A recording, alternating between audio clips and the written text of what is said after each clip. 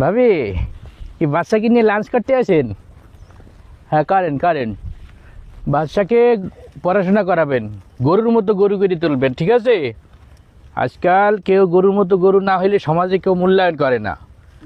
আর যদি ওকে আপনি সুশিক্ষায় শিক্ষিত করে একটা গরুর মতো গরু করে কোনো রকম খালি বর্ডারটা পার করে দিতে পারেন, দেখবেন কলকাতার দাদাবাবুরাও নিজের মাকে থুয়ে ওকে বেশি আদর করবে।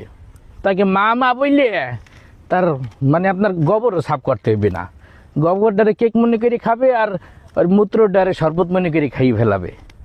বাংলাদেশে থেকে তো আপনারা কিছু শেখলেন না, খালি গেরেস্তের বাড়ি খান, দুধ দেন, গেরেস্তে খাইয়ে ফেলায়, আর এই এমনি কুরবানির সময় জবই হয়ে যান।